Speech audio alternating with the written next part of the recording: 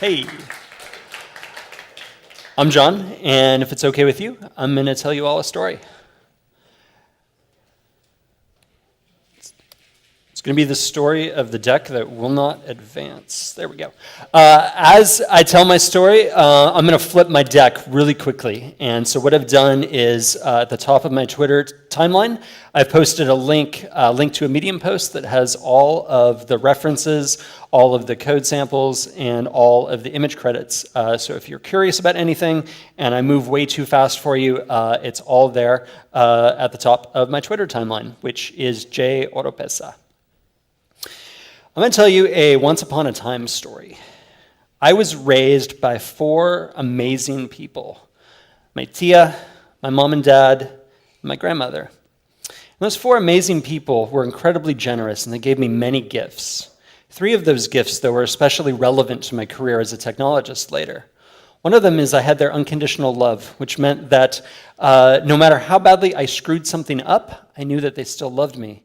And this fueled my inquisitiveness because I knew that no matter how, like I said, no matter how bad I messed up, I still had their support. When I was 3, they took the money that they had, which wasn't much, but we didn't grow up poor, but we certainly didn't grow up rich, and they sent me to preschool, which it turns out, according to the latest research, can confer enormous advantages later in life. And finally, when I was 6, they bought me a computer. And my computer, when I was 6, looked nothing like that. In fact, it looked a lot more like this. In fact, it looked exactly like this. Yes, that's a tape drive, not a disk drive. And along with that computer, I had a compiler. And the compiler enabled me to start writing software at the age of 6. Another thing I had when I was 6, even though I would never have admitted it at the time, was a girlfriend. My girlfriend's name was Leah, and our relationship looked nothing like this. In fact, being 6-year-olds, our relationship looked a lot more like this. It was predicated upon physicality, teasing and tormenting each other. Our favorite expression of our adoration for each other was by having a thumb war. And this is actually a lot more civil than our actual thumb wars were. If I remember right, a thumb war between the two of us meant waiting for the most inopportune moment when the teacher was explaining something really interesting and grabbing the other person's thumb and pinning it to their hand until the other person either submitted or the teacher yelled at the two of us, or both. And as it happened, I often ended up on the losing end of these thumb wars with Leah, to the point where one day that I recall with the clarity of memory back through the years, thinking, what am I going to do here? I just keep getting my butt kicked at thumb wars. I know what I'll do. I'll go home and ask my computer how I'm going to win a thumb war. And all of Leah's friends laughed at me and they said, ha ha. And I said, well, I'll show them. And so I ran home to my highly sophisticated computer and I said, I'm going to ask my computer how to win a thumb war. And I sat down at my desk and I stared at the blinking cursor and I went, now what? All of the programs I'd written up until this point, which by the way are probably not any more sophisticated than like a 15-line type of program, they all had explicitly programmed instructions using what I would later come to understand was called conditional logic. So maybe simple if statements. So if the user typed the A character, move a little figurine on the screen to the left. If the user typed the D character, move the little figurine to the right. But when it came to winning a thumb war, I didn't know what the instructions were. If I knew what those were, then I would have just been able to win the thumb war. I also didn't know what data structures were, but even if I did know anything about data structures and was able to compile data about my situation, there was nothing I could do with it because, again, I didn't have the instructions to program into the computer. I didn't know what to do. And it wasn't like the computer itself could think. Fast forward 30-some years later, I don't want to admit how many. Today, I work as a professional web application developer, write a lot of JavaScript, and I write a lot of JavaScript, especially using the React JS library. I could probably go on all evening about how much I love React and the various nuances of it, but that's outside of the scope of this talk. Suffice it to say that by day, coffee and me solve business problems. And by night, wine and I hack on various technologies that I'm curious about or interested in. And that's pretty much my life. Now, those of you who live here in Portland know that this is not an accurate representation of Portland in January. It's much too bright. January and February here, for those of you who are not from the Northwest, is the time where the SAD, seasonal affective disorder, hits the peak, and we all get kind of depressed and bummed and hunker in our homes. I've developed the pattern of taking on a sort of like a lengthy project, hacking project, to teach myself a new technology or explore a space that I am unfamiliar with as a coping mechanism, basically. And so this January, as I was enjoying a glass of wine one evening while hacking and thinking about what would be a longer project that I wanted to take on, I had what I thought was a brilliant idea. Why not, while drinking wine and hacking, I could hack on wine. Oh, that blew my mind. I thought that was great. My partner just thought it was hilarious, as she often does. She keeps me grounded. But I said, I show you. I've got my computer, and it's a little more powerful than the computer I had 30 some odd years ago. And I'm going to sit down at my computer, and it's going to tell me all kinds of interesting things about wine. And I found myself confronted with the same blinking cursor I had been faced with 30-some years ago. I don't know what to do. I know some things about wine, but the programs I write are based on instructions that are known. And what I want to know about wine, I don't even know yet. I do know that there's a lot of data out there. But again, I find myself confronted with the fact that computers can't think. Or can they?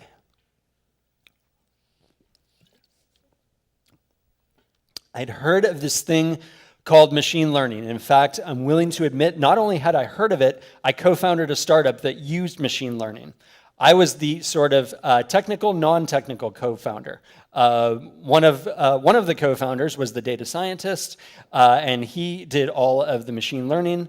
And I wrote our mobile and web applications, and basically my relationship with machine learning was, give me an API endpoint where I can get like the answers. It was like this giant black box for me.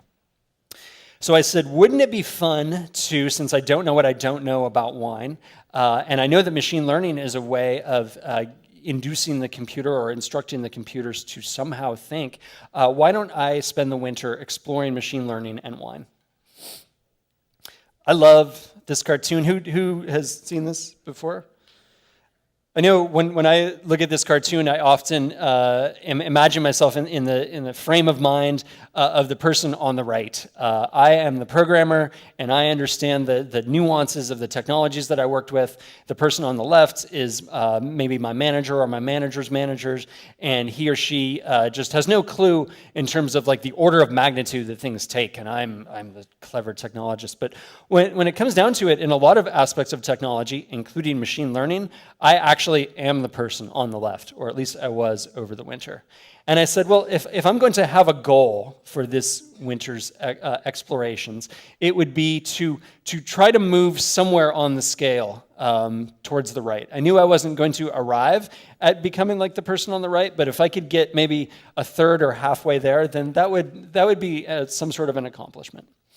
And that leads me to the first sort of lesson that I learned in my explorations of machine learning, which is that if you're new to it, it can really help if you choose a subject that you know a lot about, because it kind of grounds you in an area where, hey, I'm learning this brand new thing, but at least on the other hand, I'm working with a subject that I already know a lot about.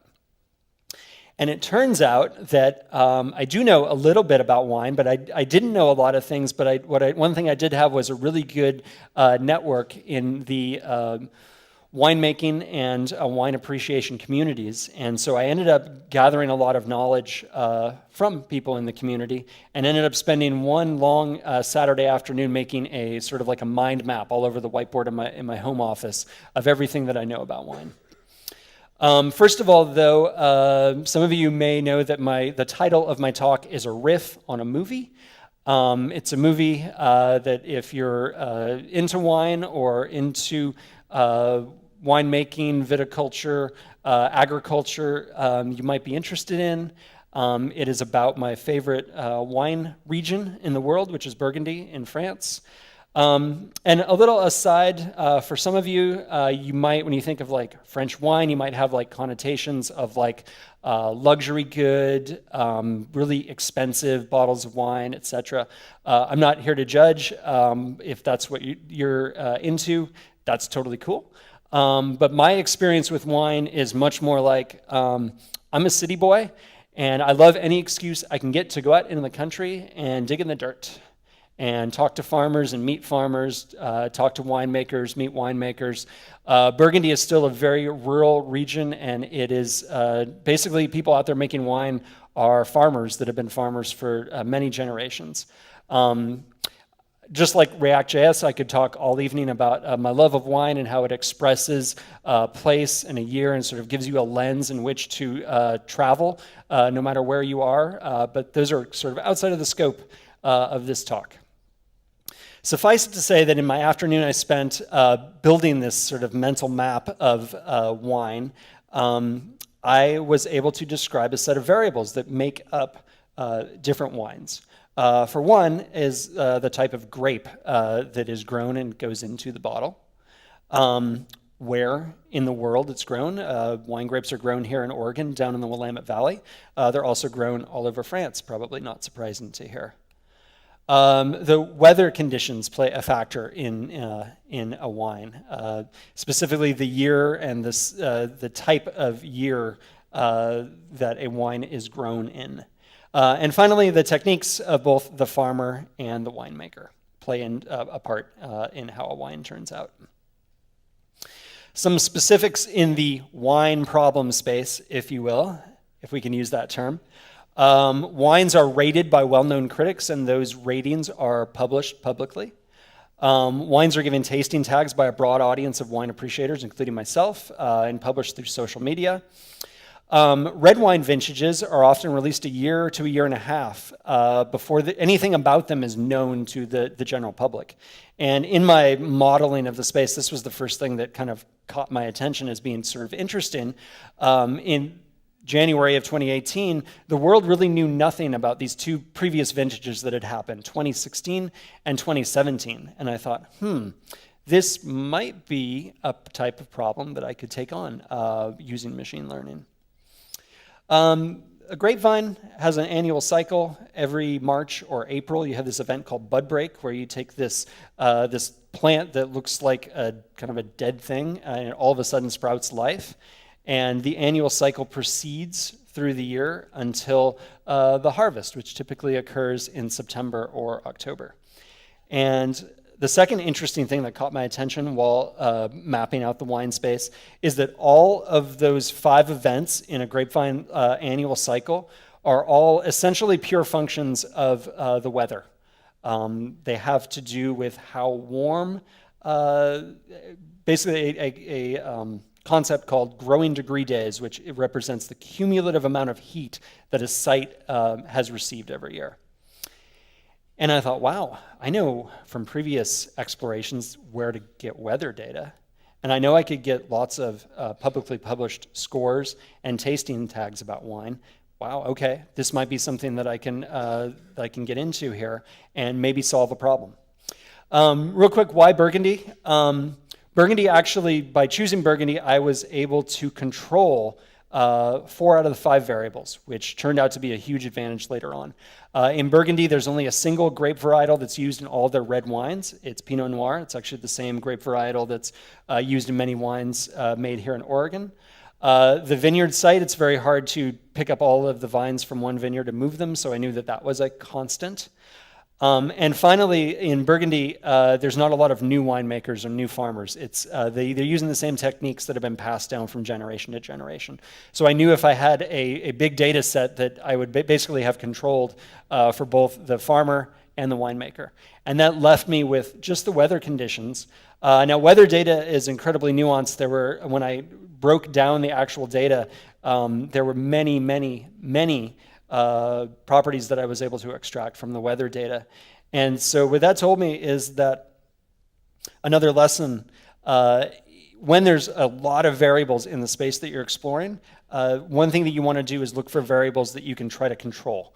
So you can provide yourself with sort of the guardrails that you need in order to actually learn stuff based on the true variables. So at the end of this, I was able to form this problem statement, which is that I had access to 25 years worth of weather data. Could I use that weather data to predict tasting scores? This was kind of like the North Star of my exploration that I kept coming back to because I am very susceptible to, ooh, shiny, oh, hey, look at that thing over there, I'm gonna go over here. And this was what kind of kept me popping back to, hey, this is what you're focusing on over the course of this project. So at this point, I felt like I had wine on lock. And if you remember earlier, wine is like one side of this hacking equation that I'm approaching. Machine learning is the other side of it.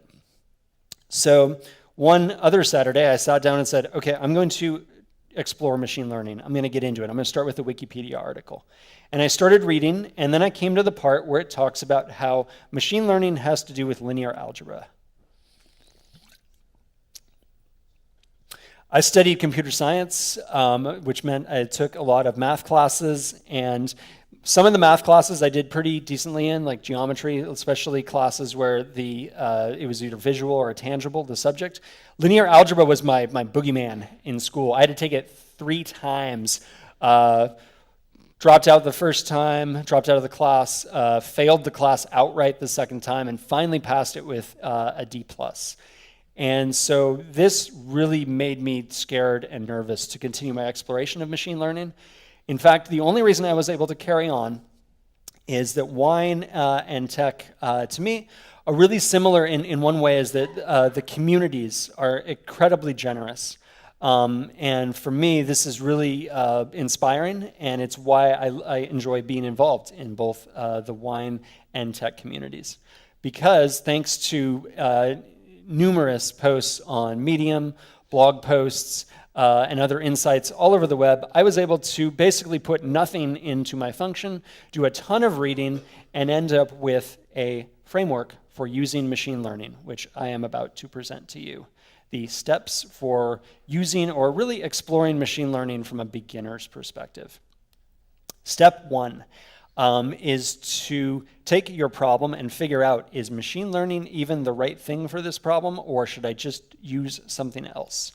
And I would offer that the following framework worked for me, which is, if you have a problem that already has a clear sequence of steps, say a human being is already making a set of calculations, and it's just really tedious for them to make those calculations, that's probably not a good problem for to apply machine learning to.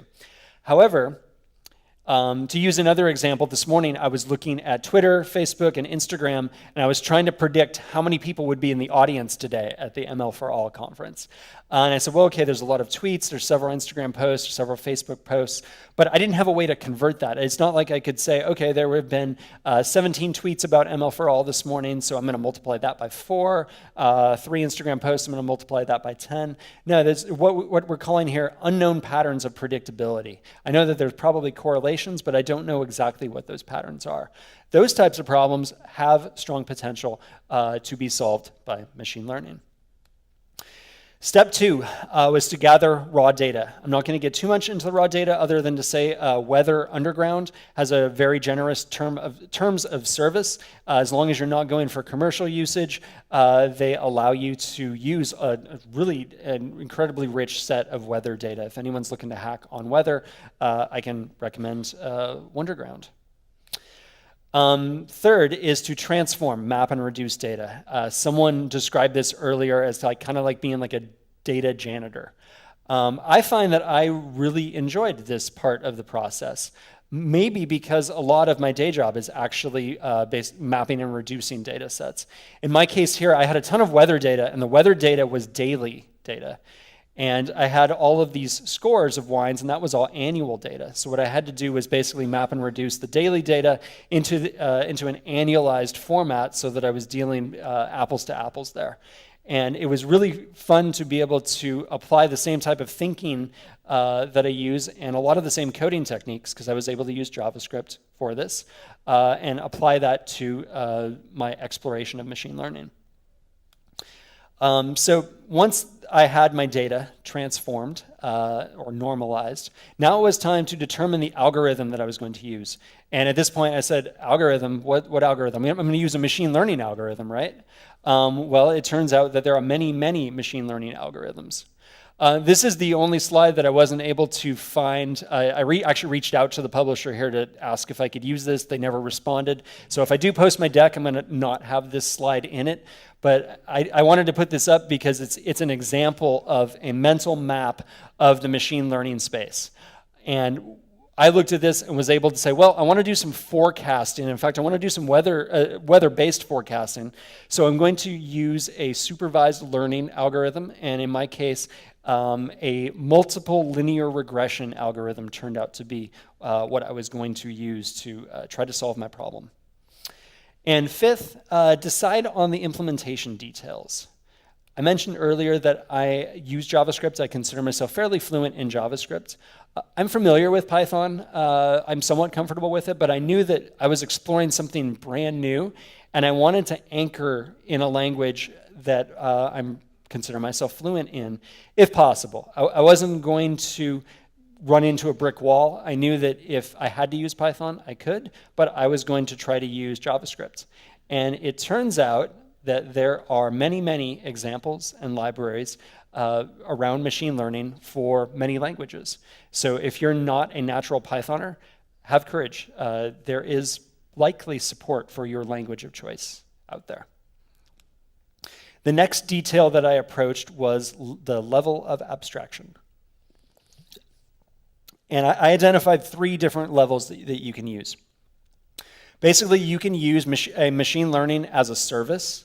So you don't want to get dirty at all with implementing anything around machine learning. You just want to hand your data set off to a service and get some results back, get a model back.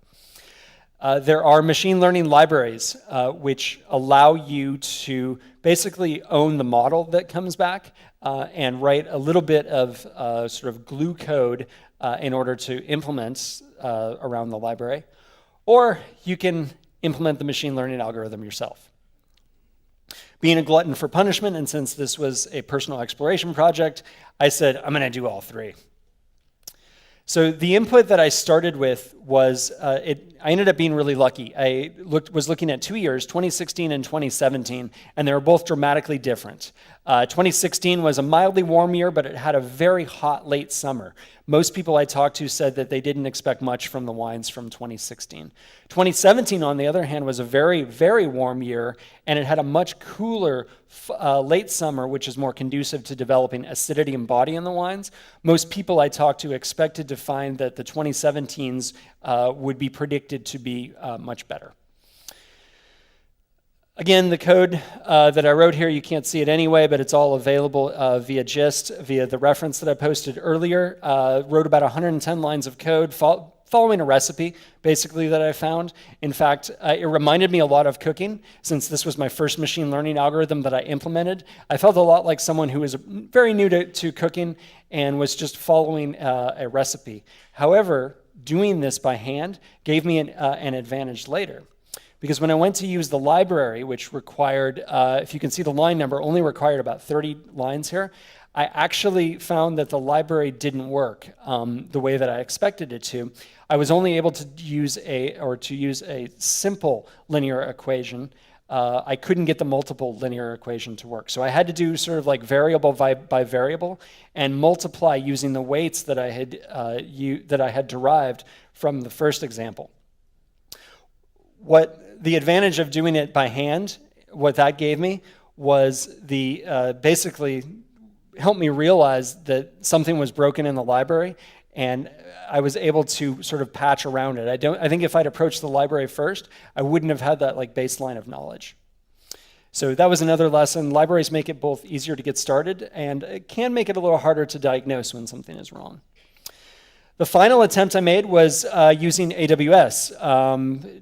I know that Azure and I think GCP also provide machine learning implementations. I'm just more comfortable with AWS.